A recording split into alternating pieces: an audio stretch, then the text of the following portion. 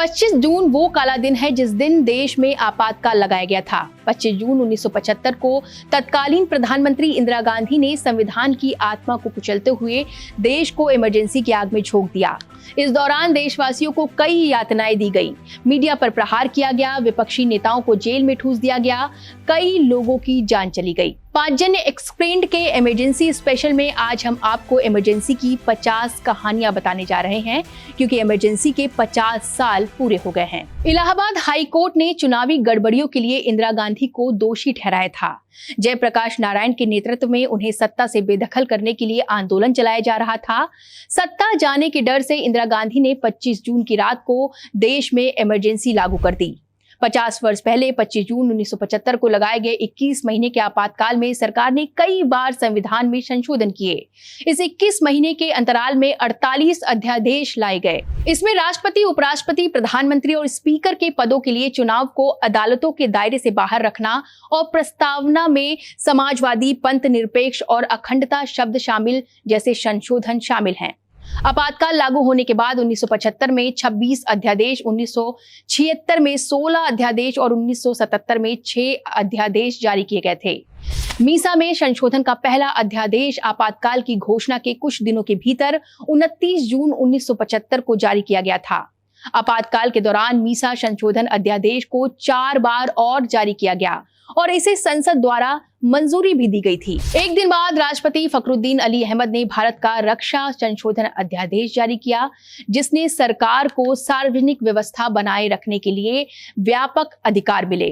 पूर्व लोकसभा महासचिव PDT आचार्य ने बताया कि आपातकाल के दौरान संसद सत्र सामान्य से छोटे होते थे।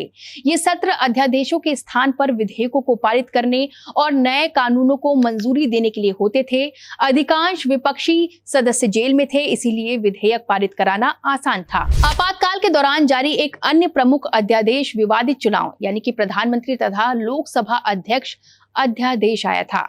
इसका उद्देश्य प्रधानमंत्री और स्पीकर के चुनाव पर सवाल उठाने वाली याचिका से निपटने के लिए एक अथॉरिटी की स्थापना करना था। ये 21 मार्च को आपातकाल समाप्ति से पहले 3 फरवरी 1977 को जारी किया गया था। उस दौर में प्रमुख राष्ट्रीय अखबारों के कार्यालय दिल्ली के जिस बहादुर शाह जफर मार्ग पर थे, वहां की बिजली काट दी गई थी ताकि अगले दिन अखबार प्रकाशित न हो सके। जो अखबार छप भी गए उनके बंडल जब्त कर लिए गए। आदेश था बिजली काट दो, मशीन रोक दो, बंडल छीन लो। 26 जून की दोपहर तक प्रेस सेंसरशिप लागू कर अभिव्यक्ति की आजादी को रौंद दिया गया। अखबारों के दफ्तर में अधिकारी बैठा दिए गए। बिना सेंसर अधिकारी की अनुमति के अखबारों में राजनीतिक समाचार नहीं छापे जा सकते थे। अखबारों और समाचार एजेंसियों को नियंत्रित करने के लिए सरकार ने नया और कठोर कानून बनाया। साथ ही प्रेस के लिए आचार संहिता की घोषणा कर दी। कई संपादकों को सरकार के विरोध में लिखने पर गिरफ्तार तक कर लिया गया। मीसा और DIR के तहत देश में 1 लाख से ज्यादा लोगों को जेलों में ठूस दिया गया। देश के जितने भी बड़े नेता थे, सभी के सभी सलाखों के पीछे डाल दिए गए। आपातकाल के दौरान पुलिस की भूमिका किसी खलनायक से कम नहीं थी।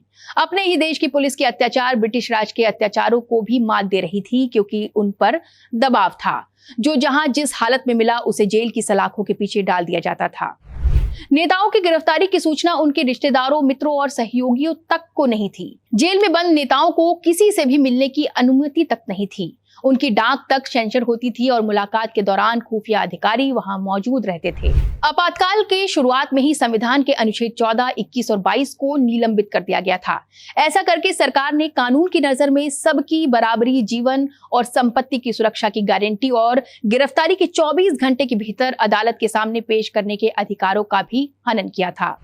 जनवरी 1976 में अनुच्छेद 19 को भी निलंबित कर दिया गया। इसके तहत अभिव्यक्ति की आजादी, प्रकाशन करने, संघ चलाने और सभा करने की आजादी को भी छीन लिया गया था। आपातकाल के समय जनसंख्या नियंत्रण के नाम पर नसबंदी अभियान का उग्र रूप देखने को मिला। संजय गांधी ने देश को आगे बढ़ाने के नाम पर 5 सूत्री एजेंडे पर काम शुरू किया, जिसमें सबसे ज्यादा जोर परिवार नियोजन पर था। लोगों की जबरदस्ती नसबंदी कराई गई। कहा तो ये भी जाता है कि पुलिस बल गांव के गांव घेर लेते थे और पुरुषों को पकड़कर उनकी नसबंदी करा दी जाती थी और विवाहित युवा तक को नहीं छोड़ा गया था। एक रिपोर्ट के मुताबिक इमरजेंसी के दौरान देश भर में 1 करोड़ 10 लाख से ज्यादा लोगों की नसबंदी कराई गई थी। आपातकाल के दौरान दिल्ली का तुर्कमान गेट कांड भी इतिहास में दर्ज है। मुस्लिम बहुल उस इलाके को संजय गांधी ने दिल्ली के सौंदर्यीकरण के नाम पर खाली करा दिया था। ये काम लोगों की सहमति से नहीं बल्कि जबरन किया गया था। बुलडोजर से लोगों के घर ढहाए गए, जिन्होंने विरोध किया उन्हें जेलों में ठूस दिया गया। विरोध के दौरान पुलिस ने लाठियां बरसाई और आंसू गैस के गोले छोड़े, गोलियां तक चलाई गईं। आपातकाल के दौरान नागरिक अधिकारों की रक्षा करने वाले वकीलों और जजों को भी नहीं बख्शा गया। तत्कालीन अटॉर्नी जनरल नीरेन डे ने तब सुप्रीम कोर्ट में ये कबूल किया था कि जीने का अधिकार स्थगित है। यदि स्टेट आज किसी की जान भी ले ले तो उसके खिलाफ कोई व्यक्ति कोर्ट की भी तरफ नहीं जा सकता।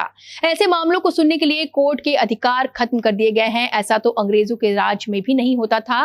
विलायती शासन में भी कम से कम जनता को कोर्ट में जाने की छूट तो मिली हुई थी।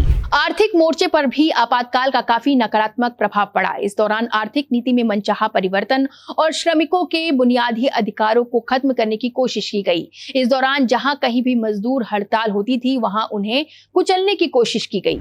इमरजेंसी लगने के दौरान कनॉट प्लेस में लंबे समय से चल रहे इंडियन कॉफी हाउस को भी ध्वस्त कर दिया गया।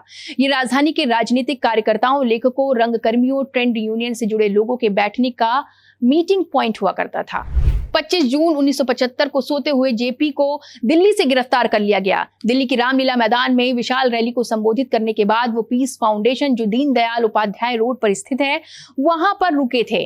उन्हें सोते हुए उठाकर पुलिस अपने साथ ले गई।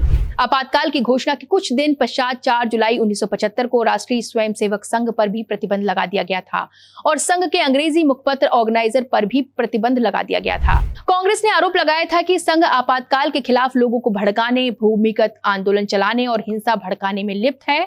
संघ के कई कार्यालयों को सील कर दिया गया था, दस्तावेज जब्त कर लिए गए थे और शाखाएं तक बंद कर दी गई थी।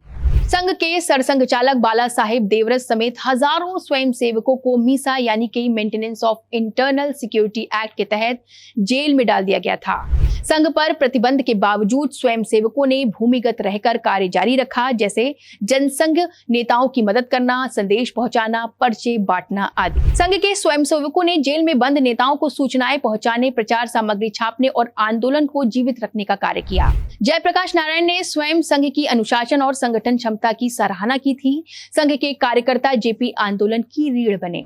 संघ के कार्यकर्ताओं ने आपातकाल के खिलाफ प्रचार करने वाले पोस्टर, पैम्पलेट्स और गुप्त संदेशों के जरिए जन जागरण किया। कुछ स्वयंसेवकों ने विदेश में रहकर आपातकाल के खिलाफ जनमत तैयार किया और अंतर्राष्ट्रीय मंचों पर इस विषय को उठाया। आपातकाल लगने के बाद इंदिरा गांधी के निशाने पर जयपुर और ग्वालियर की महारानियां भी आईं। संसद में न सिर्फ वो विपक्ष की प्रमुख नेताओं में से एक थी, बल्कि अपने अपने क्षेत्र के आम लोगों के बीच काफी ज्यादा लोकप्रिय भी थी। आपातकाल घोषित होने के समय जयपुर राजघराने की रानी गायत्री देवी की आयु 56 साल थी। जब वो 30 जुलाई 1975 की रात को अपने दिल्ली के घर पहुंची तो पुलिस ने उन्हें विदेशी विनिमय और स्मगलिंग विरोधी कानून के तहत गिरफ्तार कर लिया। उनके साथ उनके बेटे कर्नल भवानी सिंह को भी पुलिस ने हिरासत में ले लिया। उन पर आरोप लगाया गया कि उनके पास विदेश यात्रा से बचे कुछ डॉलर्स हैं, जिनका हिसाब उन्होंने सरकार को नहीं दिया। दोनों को दिल्ली की तिहाड़ जेल में भेज दिया गया था। गायत्री देवी अपनी आत्मकथा अ प्रिंसेस रिमेंबर्स में लिखती हैं कि उस समय दिल्ली की सारी जेलें उसी तरह भरी हुई थी जैसे पीक टूरिस्ट सीजन में होटल भरे होते हैं। 3 सितंबर 1975 के ग्वालियर की राजमाता विजय राजे सिंधिया को भी तिहाड़ जेल लाया गया था। आर्थिक अपराध की धारा लगाई गई, उनके सारे बैंक खाते सील कर दिए गए। एक समय नौबत यहां तक आ गई थी कि उन्हें अपनी संपत्ति बेचकर या दोस्तों से उधार लेकर अपना खर्च चलाना पड़ा। दोस्तों से उधार लेना भी इतना आसान नहीं था, क्योंकि जो भी इमरजेंसी पीड़ित की मदद करता था उसके ऊपर प्रशासन का कहर टूट पड़ता था। इस बीच गायत्री देवी का 10 किलो वजन कम हो गया और उन्हें लो ब्लड प्रेशर की शिकायत तक हो गई। आपातकाल के दौरान किशोर कुमार जैसे गायकों को काली सूची में डाल दिया गया था और कई फिल्मों पर पाबंदी तक लगा दी गई थी। फिल्म इंडस्ट्री के कुछ सितारों ने इमरजेंसी का विरोध किया था। इनमें मनोज कुमार भी शामिल थे। मनोज कुमार ने बताया था कि इमरजेंसी के दौर में उन्हें सरकार की तरफ से इमरजेंसी का पक्ष लेते हुए एक डॉक्यूमेंट्री डायरेक्ट करने का ऑफर दिया गया था, जिसे उन्होंने ठुकरा दिया, जिसके बाद उनके खिलाफ कार्रवाई हुई। उन्होंने बताया था कि उनकी फिल्मों को धीरे धीरे दूरदर्शन से बैन करा जाने लगा। इस बात से नाराज होकर मनोज कुमार ने सरकार के खिलाफ कोर्ट में केस करने का फैसला किया और वो ये केस जीत भी गए। आंध्र प्रदेश में जन्मी स्नेहलता रेड्डी एक ऐसी अभिनेत्री, निर्माता और सामाजिक कार्यकर्ता थी जिनकी जान इमरजेंसी की यातनाएं सहते हुए चली गई। उन्हें केवल इसलिए गिरफ्तार किया गया था क्योंकि वो बड़े समाजवादी नेता जॉर्ज फर्नांडिस की मित्र थी। उन पर आरोप लगाए गए थे कि वो डायनामाइट से दिल्ली में संसद भवन और अन्य प्रमुख इमारतों को धमाके से उड़ाना चाहती हैं, जबकि उन पर कोई भी आरोप सिद्ध नहीं हुए थे।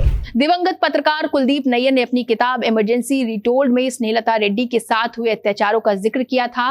वो लिखते हैं, उन्हें एक ऐसी कोठरी में बंद किया गया था जिसमें सिर्फ एक ही व्यक्ति रह पाए। उस कोठरी में पेशाब घर की जगह पर कोने में एक छेद बना हुआ था और दूसरे छोर पर लोहे का एक जालीदार दरवाजा लगा था। स्नेहलता ने कारावास के समय कई रातें फर्श पर सोकर गुजारी। पूरे 8 महीने तक एक फेक केस में स्नेहलता को असीम प्रताड़नाएं झेलनी पड़ी। कुलदीप नैयर ने अपनी किताब में बताया कि जेल में उनके बगल की कोठरी में बंद किए गए अटल बिहारी वाजपेयी और लाल कृष्ण आडवाणी ने बाद में बताया था कि कारावास के समय उन्हें किसी महिला के चीखने की आवाज सुनाई देती थी। बाद में पता चला कि वो कन्नड़ अभिनेत्री स्नेहलता रेड्डी थी। आपातकाल की घोषणा के बाद 26 जून 1975 को लाल कृष्ण आडवाणी और अटल बिहारी वाजपेयी को गिरफ्तार कर लिया गया था। गिरफ्तारी का ये किस्सा भी काफी दिलचस्प है। जनसंघ के ये दोनों ही नेता उस समय बेंगलुरु में थे। इन तक खबर आ चुकी थी कि गिरफ्तारी कभी भी हो सकती है। लाल कृष्ण आडवाणी और अटल बिहारी वाजपेयी दोनों MLA हॉस्टल में मौजूद थे। ऐसे में दोनों ने निर्णय किया कि पुलिस आएगी तो गिरफ्तारी दे देंगे। अटल बिहारी वाजपेयी ने कहा था कि चलो नाश्ता कर लेते हैं, पुलिस कभी भी आ सकती है। अटल और आडवाणी हॉस्टल के ग्राउंड फ्लोर की कैंटीन में नाश्ता करने चले गए। नाश्ते की मेज पर ही दोनों को पता चला कि पुलिस बाहर आ चुकी है। कैंटीन से जैसे ही वो दोनों बाहर निकले, पुलिस सामने ही खड़ी हुई थी। पुलिस ऑफिसर ने बताया कि हम आपको गिरफ्तार करने आए हैं और वो दोनों मुस्कुराते हुए उनके साथ चले गए। अटल बिहारी वाजपेयी 18 महीने जेल की कैद में रहे। वाजपेयी ने जेल में रहकर आपातकाल के विरोध में कई कविताएं लिखी और इंदिरा गांधी की कड़ी आलोचना की थी। लालू प्रसाद यादव 22 साल की उम्र में जेपी आंदोलन में शामिल हो गए थे। आपातकाल के दौरान लालू यादव ने भी कई विरोध प्रदर्शनों में हिस्सा लिया था, जिसके कारण उन्हें गिरफ्तार भी किया गया था।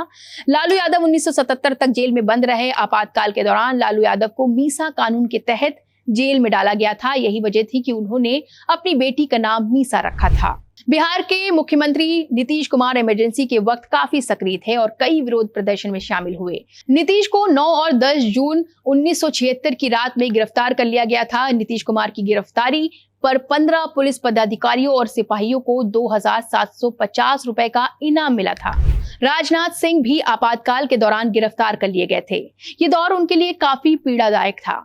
दरअसल जब राजनाथ जेल में थे तब उनकी मां की तबीयत बहुत ज्यादा खराब हो गई थी। वाराणसी की माता अमृता नंदमयी हॉस्पिटल में दाखिल उन्हें कराया गया था। अस्पताल में 27 दिनों तक इलाज चला और आखिरकार उनका ब्रेन हैमरेज से निधन हो गया। राजनाथ सिंह ने बताया कि मुझे मां के अंतिम दर्शन के लिए पेरोल तक नहीं दी गई थी। मैंने काफी गुहार लगाई थी, लेकिन तत्कालीन सरकार पर कोई असर नहीं पड़ा। आपातकाल के अन्य प्रमुख नेताओं में प्रधानमंत्री नरेंद्र मोदी, अरुण जेटली, सुब्रमण्यम स्वामी, चौधरी चरण सिंह, चंद्रशेखर, रामकृष्ण हेगड़े, BM तारकुंडे और CV सुब्बाराव भी शामिल हैं।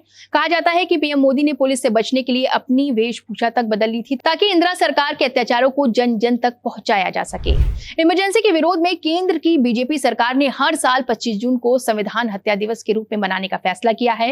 असल में संविधान हत्या दिवस मनाने का मकसद संविधान की हत्या करने वालों और इस घटना से लोगों को हुई तकलीफों के बारे में आज की पीढ़ी को परिचित कराना है। तो ये थी आपातकाल की 50 कहानियां। आपातकाल से जुड़े अगर आप भी कोई किस्से जानते हैं तो हमारे साथ जरूर शेयर करें। बाकी राष्ट्रहित की खबरें देखते रहिए 5 जनवरी पर।